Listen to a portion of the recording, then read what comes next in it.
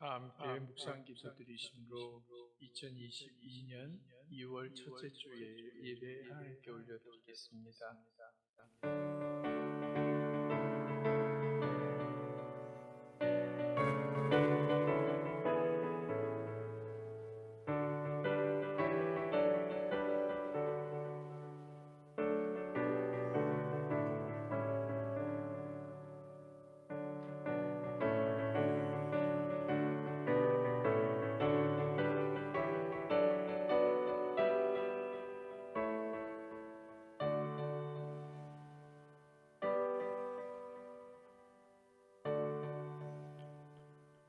창조 전부터 우리를 알고 계시는 우리 주님의 계획을 오늘도 바라보며 주님을 높여 예배합니다. 빚으셨을 뿐만 아니라 코에 생기를 직접 넣어서 불어넣으신 주님의 영으로 살아가는 우리의 삶을 아끼시고 보호해 주시는 주님을 날마다 사랑하기를 원합니다. 우리의 작은 신음에도 왜 응답하시는지 깨닫게 되었사오니 일생 동안 함께하는 누림의 동행을 즐거움으로 감당하게 인도해 주옵소서.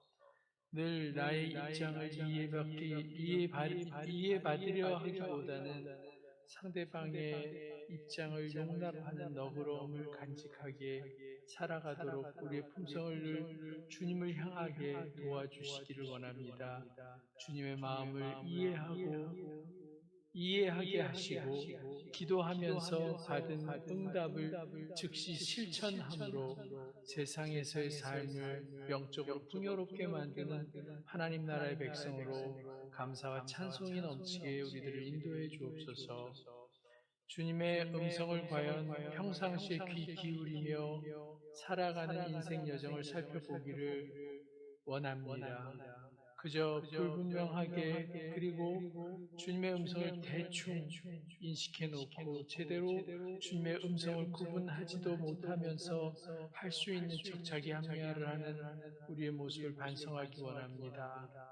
나 스스로에게는 너무 관대하게 잣대를 적용하고 다른 상대에게는 정말로 엄격한 잘못된 기준으로 살아온 과거를 회개합니다. 영과 진리로 판단할 수 있는 잣대를 삶의 모습에 언제나 적용하는 바른 품성의 소유자들이 되도록 우리의 삶을 엄격하게 다스려 주시기를 기도합니다. 러빙힐교회 2022년을 온전히 주님께서 맡아서 이끌어 주시기를 기도합니다. 좌로나 우로나 치우치지 말게 하시고 말씀을 기준으로 삼는 삶의 결단이 지혜롭게 우리의 삶을 끌어가므로 주님께 칭찬받는 정직함의 주인공이 되도록 생각과 마음을 지켜주옵소서. 예배를 준비하는 과정에서부터 주님의 임재를 체험함으로 진리의 영이신 주님을 온전히 만나게 하시며 주님의 영광을 세상에 널리 외쳐 알리는 예배자의 사명을 온전히 감당하게 인도해 주옵소서. 우리를 매일매일 영으로 살리시는 예수 그리스도의 이름으로 기도드립니다. 아멘. 다 같이 찬양하시겠습니다.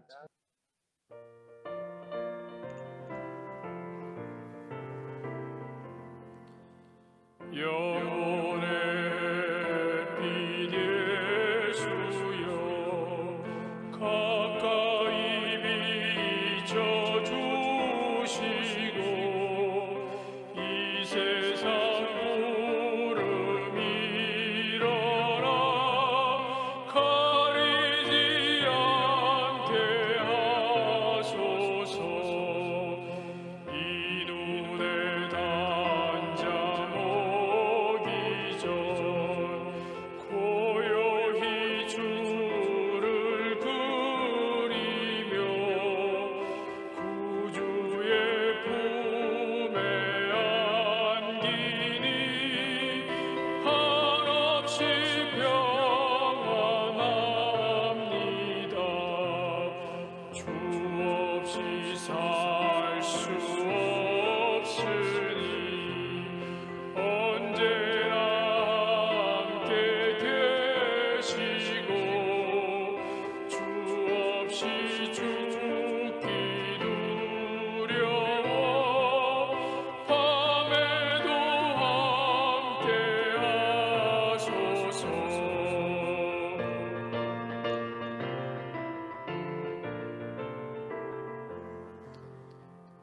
삼킬 때 주여 오셔서 우리를 축복하시고 주님의 사랑 안에서 언제나 살게 하소서.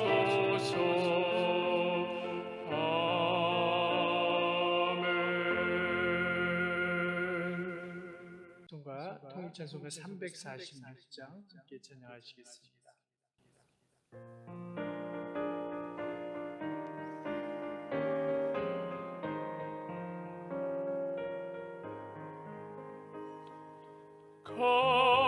비싼 양유를 주께 드리 막달라 마리아 본받아서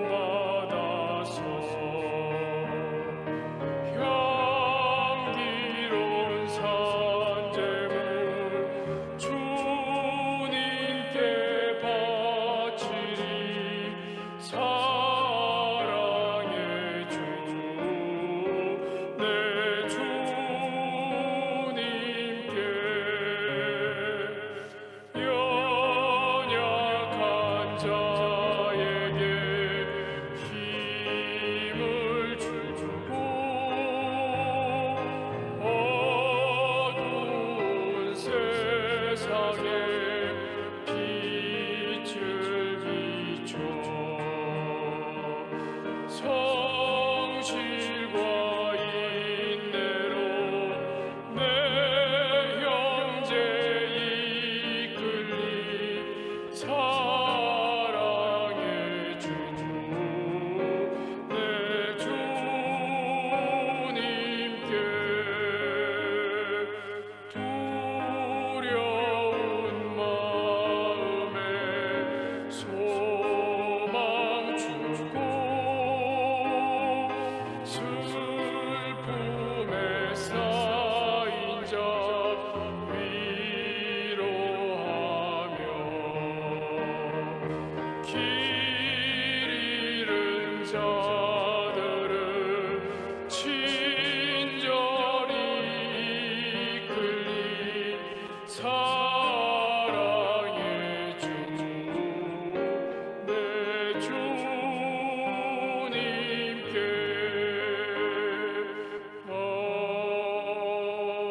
아멘. 다 같이 교동문 낭독하시겠습니다. 교동문은 3번 시편 4편 말씀입니다. 3번 시편 4편 말씀입니다. 내 의의 하나님이여 내가 부를 때 응답하소서. 곤란 중에 나를 너그럽게 하셨사오니 인생들아 어느 때까지 나의 영광을 바꾸어 욕되게 하며 여호와께서 자기를 위하여 경건한 자를 택하신 줄 너희가 알지어다. 의의 제사를 드리고 여호와를 의지할지어다. 주께서 내 마음에 두신 기쁨은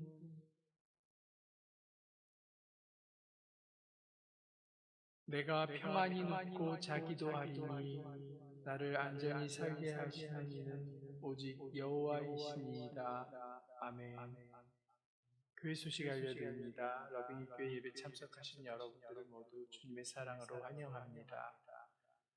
지난주 헌금 통계 보고하는 데 있어서 장학 예물이 아니고 항목이 선교 예물로 된 것을 정정합니다.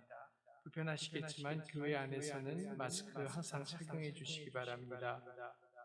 주일 예배 실황 영상과 주님을 향한 마음 소선지서 성경 공부 영상은 유튜브 사이트에서 언제나 보실 수 있습니다. 전도하며 교회를 소개하는 데 꼭 사용해 주시기 바랍니다. 기도 제목 나눕니다. 환우를 위한 기도 우리 김경애 사모님, 이상수 장로님, 이영애 권사님 위해서 계속해서 기도 부탁드리고요. 서로 사랑을 실천하는 진정한 공동체가 되기 위해서 하나님의 말씀을 생활 속에서 실천함으로 열매 맺는 주의 은혜를 주시기 위해서 러빙일교회 예배 회복과 부흥이 나타나기 위해서 코로나19 사태가 속히 종결되기 위해서 계속해서 기도 부탁드립니다. 예물 드리겠습니다.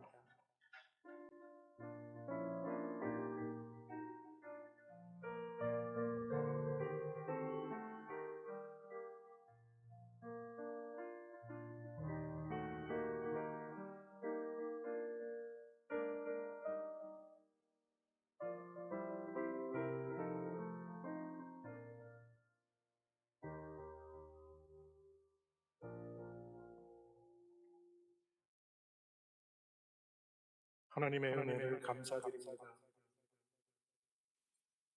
아름다운 날, 아름전에 아름다운 하나님의 전에 나와 함께 예배 드리게 하시고 또 이 예배를 드릴 때 빈손으로 나오지 않게 하시고 하나님께 정성껏 예물을 드리는 은혜를 주시니 감사드립니다.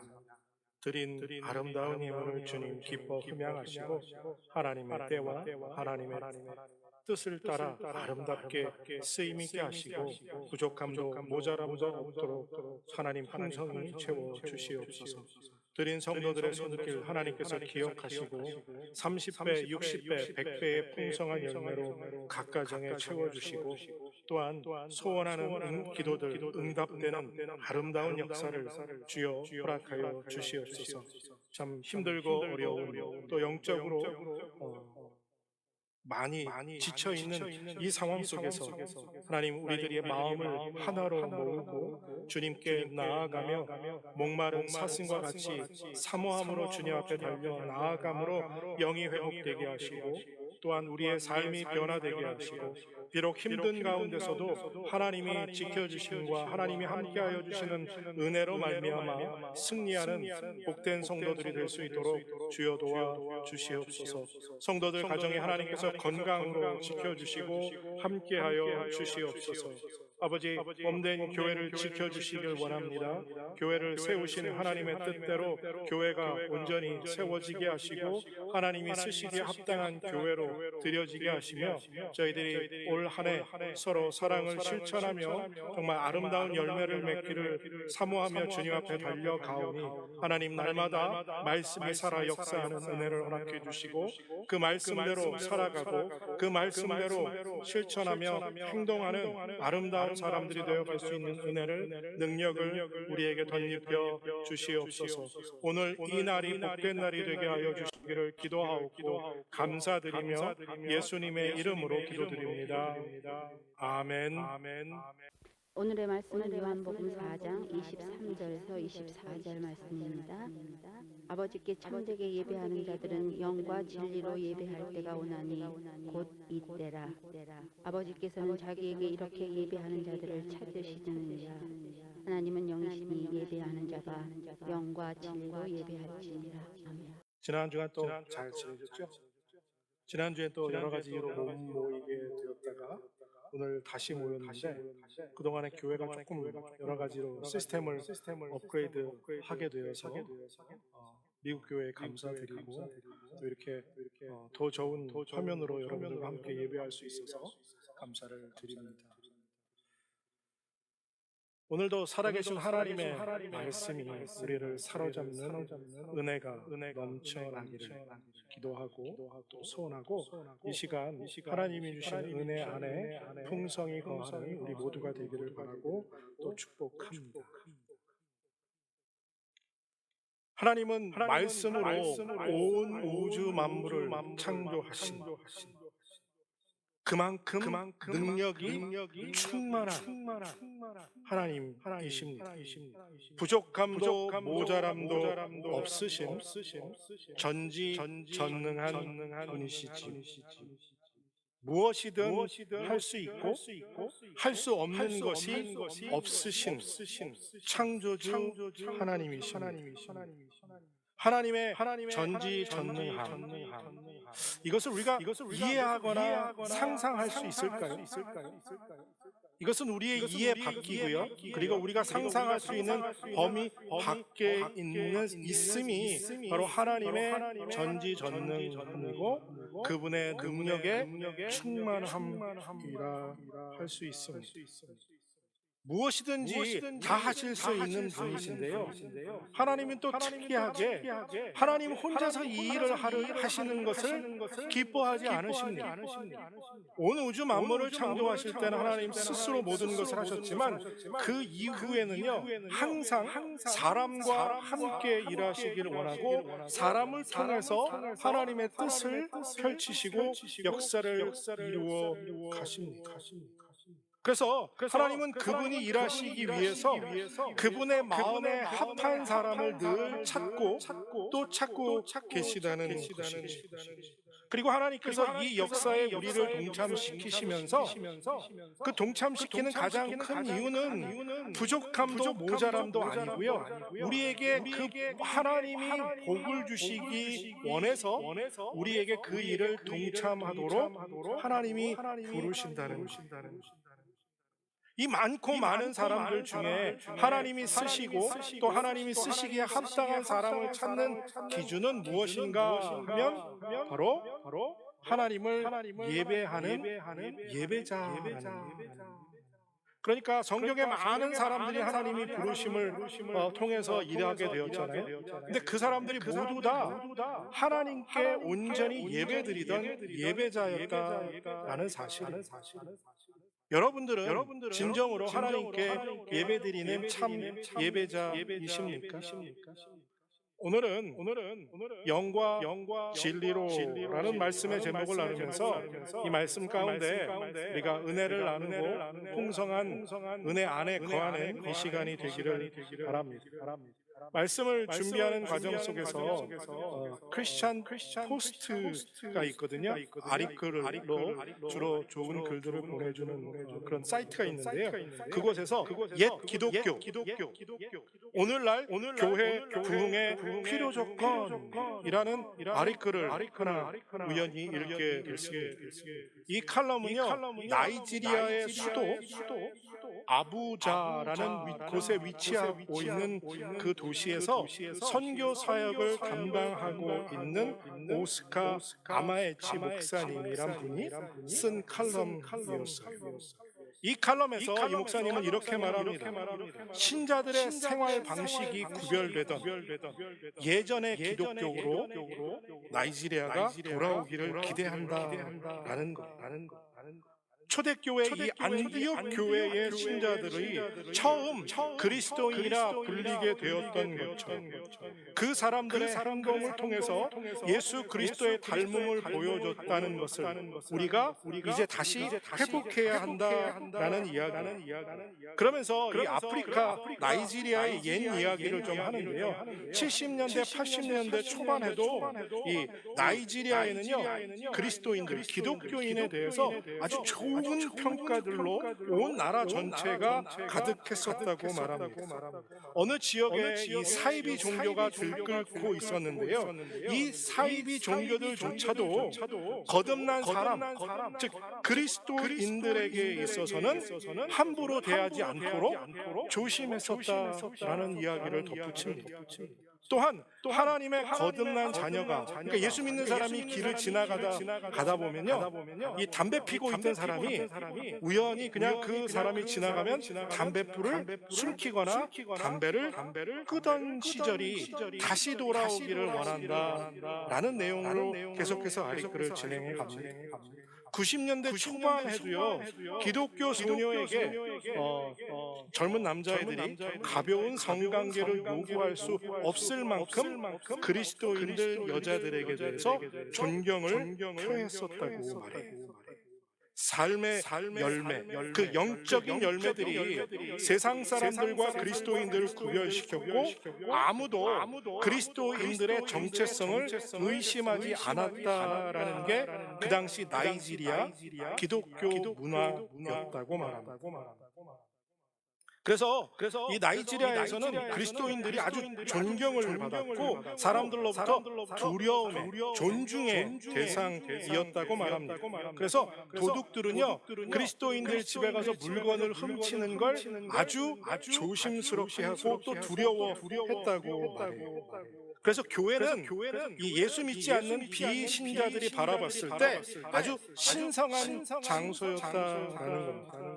그리고 기독교인들이 증언할 때는요 법정에서 그들은 거짓말을 하지 않는다는 걸 믿었기 때문에 그들의 증거는 모두 다 완전한 증거로 채택되었다고 말하는 거죠. 그런데 그랬던 나이지리아에 기독교의 신뢰와 존중을 잃어버렸다. 이것이 너무나 안타깝다라는 칼럼의 내용이었어요. 그러면서 이 잃어버린 신뢰와 그 존중을 교회가 회복해야만 하지 않겠느냐. 근데 그것을 어떻게 할 수 있느냐라는 것이 결론의 부분에 나오게 되는데요. 신자들이 복음을 위해서 죽음을 두려워하지 않을 대로 돌아가야 한다. 사도들이 그리스도의 이름을 위해서 능욕을 받는 일을 합당히 여겼고 그 능욕을 받음을 기뻐했을 그 당시로 우리가 다시 회복되어야 한다. 그것을 잊지 말자라는 내용이 결국 하나님의 사역자들은 재물에 관심이 없었고 교회의 메시지는 그리스도와 그분의 십자가에 못 박혀 죽으심에 대해서 말했다라는 거죠. 그것으로 교회가 돌아가야 한다라는 이야기를 하는 겁니다. 그러면서 교회가 다시 회복되기를 원한다. 근데 이 아리글을 읽으면서 왠지 이 이야기가 나이지리아 이야기만 아니라 오늘 우리의 이야기와 너무나 똑같다라는 생각을 하면서 마음이 참 안타까웠습니다. 그뿐만 아니죠. 이미 오래전부터 세계 곳곳에서 기독교와 그리스도인들의 영향력과 이미지는 긍정적인 것에서 오히려 부정적인 거로 바뀐 지가 꽤 오래되었죠. 서구 유럽에서 꽃피었던 기독교, 그 서구 유럽은 이제 기독교인, 그리스도인을 찾아보기가 힘들 만큼 오히려 선교지화 돼버렸죠. 그리고 청교도의 나라 이 미국도 점점 모든 교단의 교인 숫자가 줄어가고 있고 교회들이 더 급속도로 세속화되어가고 있다는 거예요. 뭐 한국은 마찬가지 아닙니까? 한때 세계에서 가장 빨리 부흥하는 나라로 세계 모든 나라를 걸쳐서 가장 큰 교회들이 한국에서 세워졌고 교회들의 문이 가득 채워지는 역사가 일어나고 있었죠. 그리고 미국 다음으로 선교사를 가장 많이 파송하는 나라가 되기도 했었습니다. 하지만 요즘 어떻습니까? 그리스도인들은 오히려 사람들의 혐오 대상이 되어버렸죠. 왜 이렇게 되는 것일까? 이 코로나 팬데믹을 거치면서 교회들이 참 많은 어려움들에 직면해 있습니다. 그리고 이 어려움들을 극복하지 못하면 결국 교회가 어떻게 돼야 할지 모른다라는 부정적이고 그리고 안타까운 뉴스들만 우리가 듣게 됩니다. 그런데요, 교회 역사를 보면 그 어떤 탄압도 그 어떤 핍박도 그 어떤 환난을 겪으면서도 교회는 늘 강하게 세상 속에서 빛의 소금의 역할을 감당해 왔었다는 거예요. 그런데 왜 점점 우리들의 교회들이 이렇게 초라해지고 있느냐라는 거예요. 왜 교회가 세상으로부터, 왜 성도가 세상으로부터 비범함과 이 존경을 잃어버렸느냐라는 거예요. 근데 더 심각한 문제는요, 교회의 성도들이 이 문제를 심각하게 느끼지 않는다는 거예요. 나와 별 관계가 없다는 거죠. 그런데 여러분들, 이 상황과 이 현실은 정말 참 그리스도인이라면, 참 성도라면 내가 당하는 일처럼 아파해야 하고 또 기도하면서 어떻게 하면 이 상황을 전환시킬 수 있을까 고민하고 또 기도해야 한다는 거예요. 이것이 먼 이야기가 아니라 바로 나의 이야기여야 한다는 사실입니다. 어떻게든 몸부림쳐야 한다는 거예요. 어떻게 하면 이 잃어버린 신뢰와 존중을 회복할 수 있을까? 저는 우리가 잃어버린 것이 무엇일까를 요즘 가장 많이 고민하고 또 기도하고 그렇게 지내고 있습니다. 깊이 생각하는 문제가 바로 이거예요. 우리에게서 무엇을 잃어버렸기 때문에 우리 안에 그것이 없어짐으로 왜 우리가 세상으로부터 존중과 그리고 그 위엄을, 비범함을 잃어버렸느냐 하는 거죠. 여러분들에게서 찾아보기 힘들어지는 것이 무엇인지 아십니까? 여러분들 요즘 거울 잘 안 보시죠? 많은 것을 잃어버렸지만 그 중에서 가장 크고 핵심되는 것이 하나 있다고 느껴지는데 그게 뭐냐면 기쁨, 즐거움, 웃음이에요. 힘들고 어려운 일 많이 겪다 보니까 우리 안에 기쁨, 이 joy, 희락이라는 그 단어가 사라져버렸어요. 얼굴에서 웃음이 사라져버렸다는 거예요. 이해됩니다. 이 팬데믹을 걸치면서 웃을 일이 뭐가 있겠어요? 기쁨을 잃어버렸다는 것, 이것이 아무 일도 아닌 것이 아니고요, 정말 심각한 일이라는 사실이에요. 여러분들 복음, 가스펠, 이 헬라 원어의 단어의 뜻에 담겨져 있는 말은요, 즐겁다, 기쁘다, 희락이라는 단어가 담겨져 있습니다. 그러니까 복음을 받은 사람은요, 죄 사함의 기쁨으로 가득해야 하고요, 구원받은 사람은 영생의 복을 받았기에 기쁨으로 가득한 삶을 살아야 한다는 거죠. 그러니까 그리스도의 복음의 씨앗이 우리 안에 자라고 있다면 말입니다. 우리 내면에는 그 복음으로 인해 기쁨이 가득 채워져 있어야 한다는 거예요. 이사야 35장 10절에 이런 말씀이 있습니다. 여호와의 속량함을 받은 자들이 돌아오되 노래하며 시온에 이르러 그들의 머리 위에 영영한 희락을 띠고 기쁨과 즐거움을 얻으리니 슬픔과 탄식이 사라지리로다.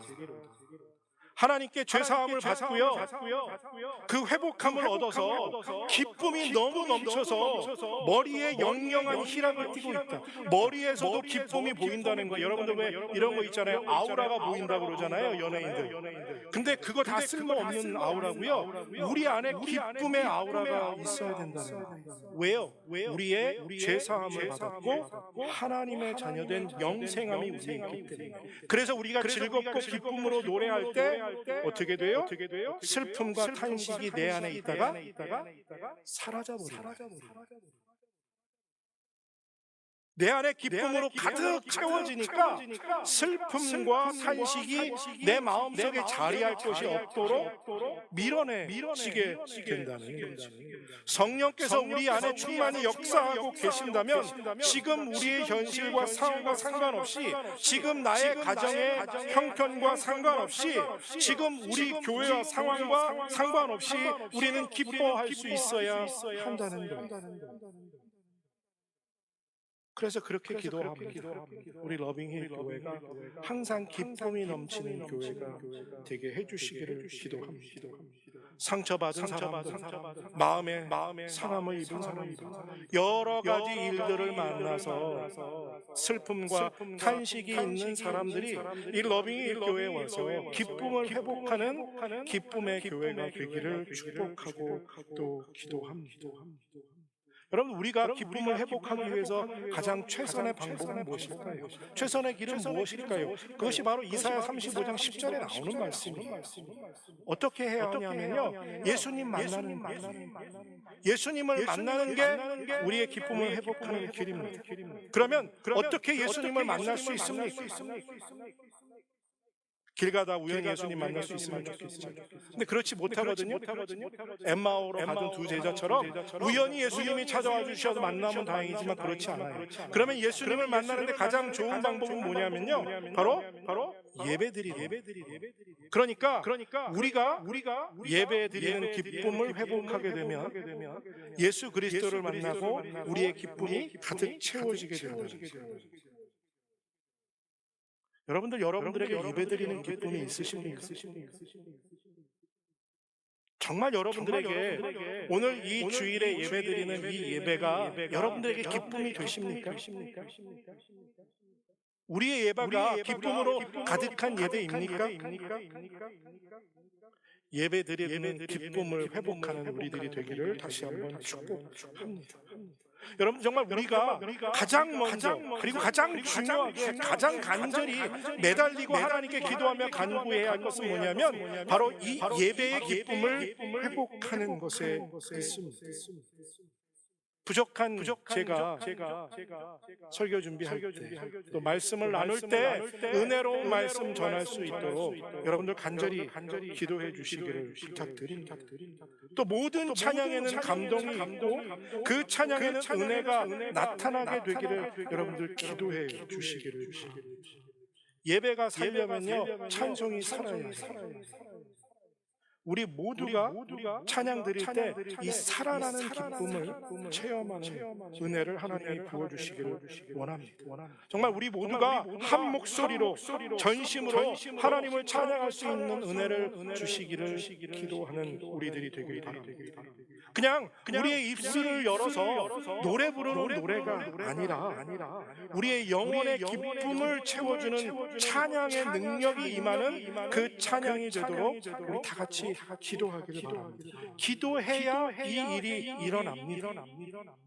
여러분들 비록 채 1시간밖에 안 되는 이 짧은 시간이지만 이 시간이 세상에서 가장 기쁘고 가장 즐겁고 가장 설레이는 시간이 되기를 하나님께 간절히 기도하고 또 기도하는 여러분들 되시기를 바랍니다. 정말 여러분들 우리가 참 기쁨을 회복하기 원하신다면 우리가 예배의 기쁨을 회복함을 받아야 해요. 예배 가운데 누리는 기쁨이 참 기쁨이요, 그리고 그 기쁨만이 우리를 온전히 기쁘게 할 수 있다는 겁니다.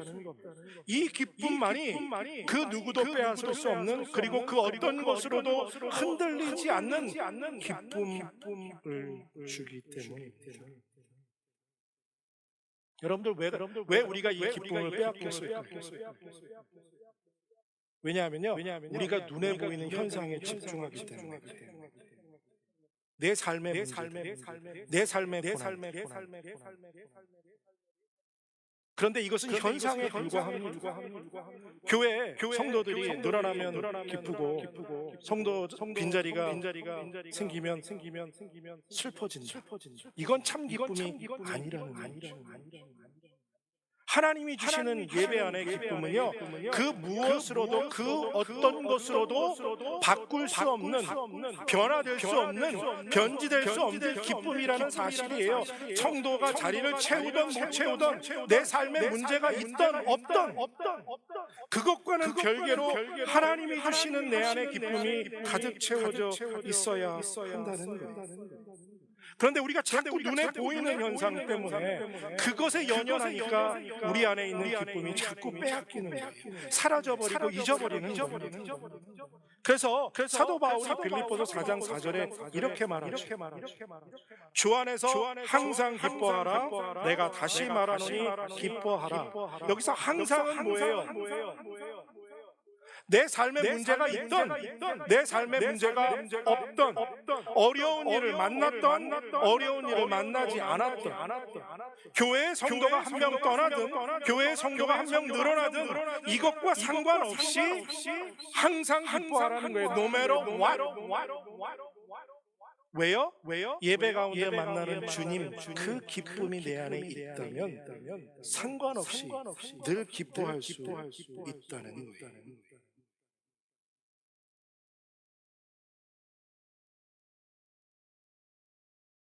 성령의 충만함을 입고 성령의 인도함을 따르는 예배를 드리지 않는데 어떻게 우리가 이 기쁨을 누릴 수 있겠습니까? 여러분들 신앙생활에서 가장 중요한 것 단 하나를 꼽으라. 그러면 여러분들은 뭘 꼽으시겠습니까? 저는 단연코 예배를 꼽습니다. 교회에서 하는 많은 일들이요 다 중요하고요 다 필요한 일들입니다. 무엇 하나 중요하지 않은 것이 없어요. 하지만 그 중에 핵심은 예배입니다. 예배보다 더 중요한 것은 없습니다. 다른 모든 것은 다 성공했어도 예배를 실패하면 전부를 실패한 것이고요. 다른 모두를 비록 실패했을지라도 예배를 성공했다면 그는 성공한 사람입니다. 예배가 살아야 우리 영혼이 살고 그리고 교회가 살 수 있습니다. 우리가 이 드리는 예배를 향한 마음의 자세가 회복되어야 합니다. 우리가 드리는 예배가 하나님이 받으시기에 합당한 예배가 되어야 합니다. 여러분들 예전에 구약에서 제사를 드릴 때 하나님이 기뻐하시지 않는 방법으로 제사 드리면 어떻게 돼요? 하나님이 그 제사를 받지 않으신다고 분명히 말씀하셨죠. 자, 그러면 우리가 드리는 예배가 하나님이 받으시기에 합당한 예배인지 아닌지 몇 가지 질문을 말씀드릴 테니까 여러분들이 스스로 한번 점검해 보시기를 바랍니다. 제일 먼저 여러분들에게 예배를 준비하는 마음이 있으십니까? 토요일 저녁 일찍 잠을 청하고 최상의 컨디션으로 오늘 예배 드리기 위해서 예배를 준비하십니까? 맑은 정신과 건강한 몸으로 예배 드리기 위해서 여러분들 일주일을 준비하십니까? 예배 시간에 늦지 않기 위해서 여러분들 서둘러 교회로 달려오십니까? 5분, 10분 미리 나와서 이 예배의 은혜를 사모하며 하나님께 간절히 간구하며 여러분들 기도하는 기도가 있으십니까? 예배 시작부터 축도로 끝날 때까지 다른 생각하지 않고 예배에 여러분들 집중하고 계십니까? 찬양을 드리면서 전심으로 그 찬양을 여러분들 부르십니까? 처음 부르는 찬양이라고 입만 뻐끔뻐끔 하며 여러분들 그 찬양을 전심으로 온 마음을 다해 드리지 않고 계시지는 않습니까? 예배 중에 다른 생각을 하지 않을 뿐만 아니라 아무리 졸음이 쏟아져도 정신 바짝 차리고 여러분들 말씀 듣고 계십니까? 오늘 하나님께서 이 말씀 가운데 내게 어떤 은혜를 주실까 사모하는 마음으로 열린 마음으로 그 말씀을 여러분들 듣고 계십니까? 어느 책에서 설교를 듣고 은혜 받는 마음에 대해서 써놓은 글을 하나 읽었습니다. 그 글은 이렇게 시작합니다. 모든 금은 돌 속에 있습니다. 돌이 금 속에 있는 것이 아니라 금이 돌 속에 들어 있습니다. 뜬금없이 무슨 말이냐고요? 무슨 말이냐? 금이 돌보다 적다는 거예요. 금보다 돌이 많다는 거죠. 그렇죠. 예. 금이 아무리 많아도 돌보다 흙보다 많지는 않잖아요. 그래서 이 금을 캐는 사람들이 어떻게 합니까? 흙 속에서 돌 속에서 돌은 버리고 흙은 버리고 금덩어리만 찾아내는 거잖아요. 예. 설교는 금이지만 사람이 전하기 때문에 쓸모없는 돌덩어리 흙덩어리가 많다는 거예요. 그러니까 돌덩어리 흙덩어리 많아서 듣지 않고 쓸모없다고 버려버리면 금을 찾을 수 없다는 거예요. 하나님의 말씀인 줄 믿고 그 돌덩어리 속에서 내게 주시는 금덩어리는 무엇인지 그 하나님의 말씀을 찾아내기 위해 집중해서 들어야 한다는 거예요.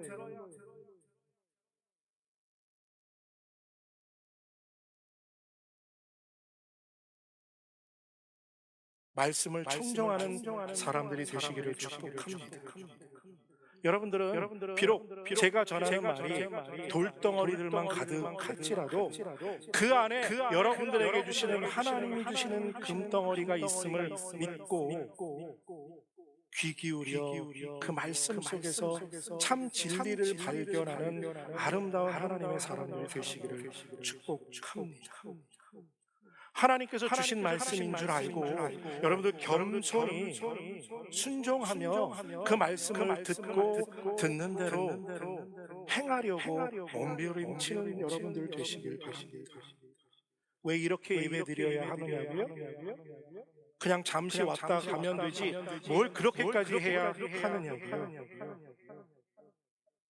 우리가 이런 마음으로 예배를 드리는 것이 하나님이 받으시는 예배라고 오늘 본문 24절에서 말해주고 있잖아요. 하나님은 영이시니 예배하는 자가 영과 진리로 예배할지니. 너무 많이 들어온 말이에요. 너무 익숙한 말이죠. 영과 진리로. 근데 영과 진리가 뭐예요?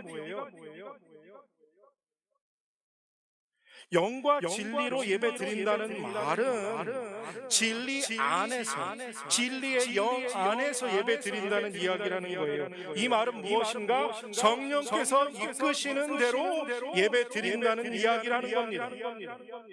그런데 여러분들, 우리가 성령을 분별할 만큼 영적으로 예민하지 않잖아요. 그러니까 어떻게 예배를 준비해야 해요? 최상의 컨디션으로 예민하게 성령께서 우리를 이끄시는데 순종할 수 있도록 모든 준비를 다 갖추고 나와야 한다는 거예요. 그러니까 무조건 열심히 예배드리라는 게 아니고요, 영과 진리로 예배드리라는 건 성령께서 우리를 이끄시는데 순종할 수 있도록 우리의 영을 깨끗하게 분별할 수 있는 상태로 준비시켜놓고 하나님께 예배드리라는 거예요. 순종하라는 거예요. 이런 예배를 드리지 않는데 어떻게 하나님의 은혜가 우리에게 임하고 하나님을 만나는 기쁨이 우리에게 임할 수 있겠습니까? 우리가 드리는 예배가 정말 영과 진리로 성령의 인도하심을 따라 드리는 예배가 되기를 간절히 기도하고 또 축복합니다. 우리가 드리는 예배 가운데 기쁨이 넘쳐나길 원하십니까? 하나님을 만나는 기쁨을 체험하길 원하십니까? 그렇다면 여러분들 이 예배를 사모하고 지금 우리가 질문했던 것들을 하나하나 마음에 새기면서 그 과정 속에서 준비하여 드리는 예배를 드리시기를 바랍니다. 하나님의 이 은혜가 임할 때까지 여러분 집중하고 집중해야 합니다. 그냥 그 성령의 이끄심이 우리에게 느껴지는 게 아니에요.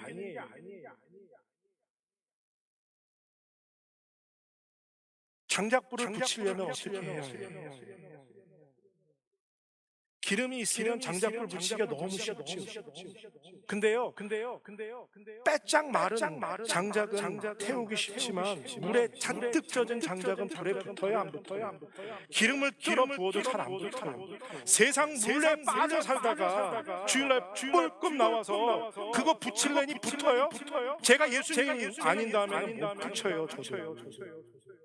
여러분들이 세상과 구별되어 거룩하게 살고 성령의 기름으로 충만하게 적신 마음으로 나와야 저같이 모자라고 부족한 인간이 전하는 선교로 성령의 불이 붙어질 수 있는 거죠.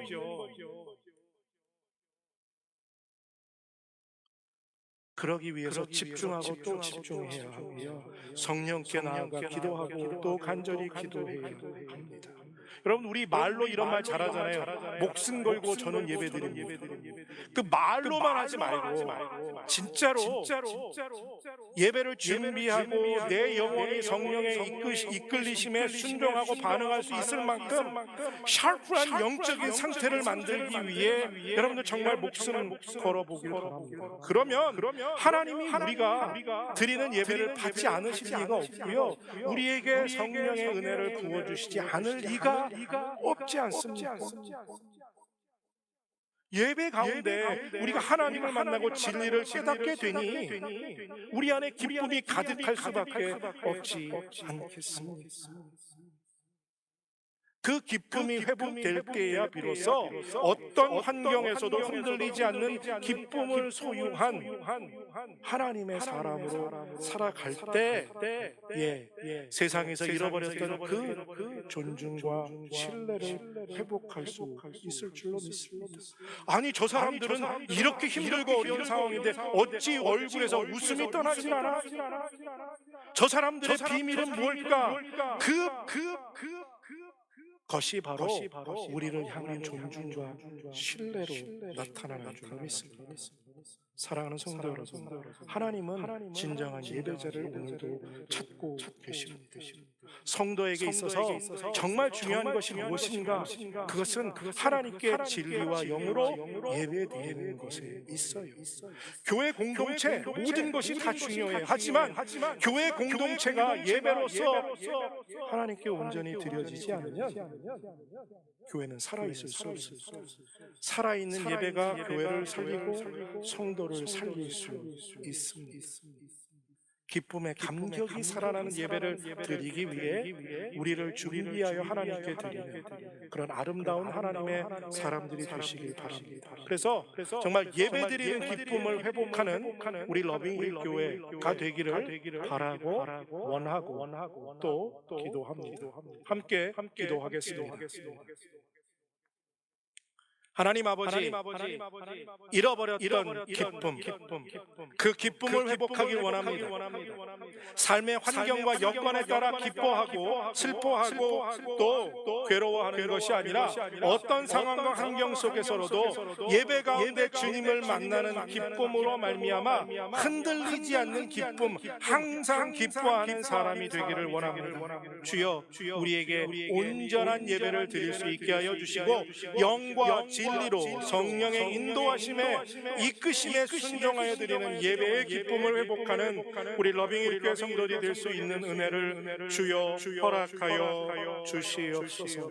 감사드리며 예수님의 이름으로 기도드립니다. 아멘. 주님이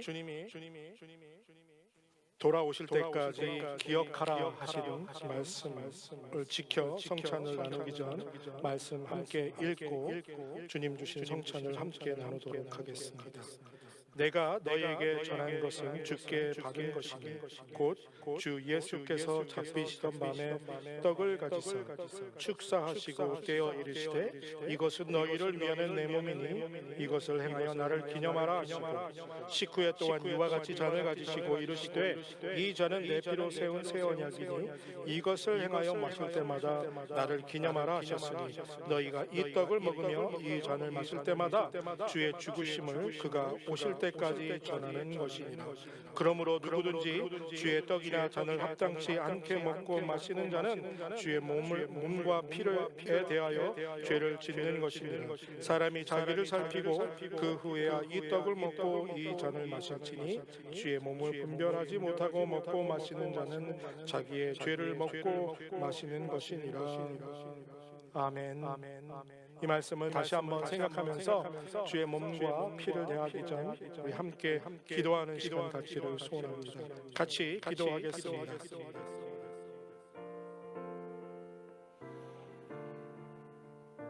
주님, 날 위해 찢기신 그 거룩한 보혈의 피와 찢기신 몸을 기념하는 이 성찬을 성도들과 함께 나눌 수 있는 날 주시니 감사합니다.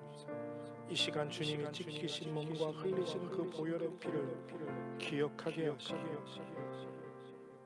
주님의 성찬을 대하기에 부족함이 없는 거룩한 몸으로 주여 정결케 하여 주시옵소서. 주의 거룩한 세마포로 덧입혀 주시옵소서. 나의 모든 죄를 용서하여 주시고 주님, 이 시간 주님께서 우리를 위해 찢기시고 흘리신 그 아름다운 몸과 피를 기념하는 아름다운 성찬이 되게 하시고 우리의 영혼의 양식이 되게 하시고 영혼의 능력이 되게 하셔서 예배의 기쁨을 회복하고 하나님께 온전히 살아가는 아름다운 성도들의 삶이 우리 안에 나타날 수 있도록 주여 도와주시옵소서. 지켜주실 것을 믿습니다. 이 시간 우리의 마음에 은혜를 부어주시옵소서. 자, 이제 나오셔서 주님께서 주신 몸과 또 흘리신 보혈의 피를 함께 나누도록 하겠습니다. 하나님의 은혜가 크고 놀랍습니다. 과연 우리가 무엇이간데 주께서 이와 같이 놀라운 은혜를 주셔서 예수 그리스도를 이 땅에 보내시고 우리의 죄값을 지불하시기 위해 십자가에서 몸을 찢으시고 피를 흘려 우리의 죄를 사하여 주셨는지, 그리고 그 아름다운 역사를 기억하게 하시고 기념하게 하시고 오늘도 그 놀라운 주님의 몸과 흘리신 보혈의 피를 우리가 먹고 마심으로 영혼의 양식이 되게 하시고 영혼의 능력이 되게 하시니 주여 감사와 찬양과 영광을 돌려드립니다. 주님, 오늘 함께 나눈 이 주님의 성찬이 우리의 영혼의 큰 능력이 되게 하셔서 어떤 상황과 환경 속에서도 하나님께 온전히 예배드림으로 기쁨을 회복하여 그 기쁨 가운데 살아갈 수 있는 은혜를 우리에게 허락하여 주시옵소서. 다시 한번 주님께서 찢기신 몸과 흘리신 보혈의 피를 기억하고 살아갈 수 있는 능력을 우리에게 허락하여 주실 것을 믿고 감사드리며 예수님의 이름으로 기도드립니다. 아멘.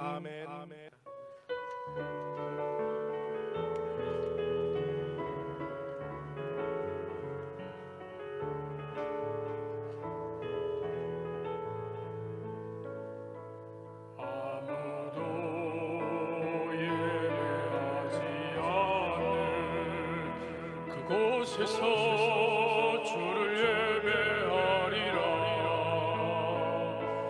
아무도 찬양하지 않는 그곳에서 나 주를 찬양하리라. 누구도 헌신하지 않는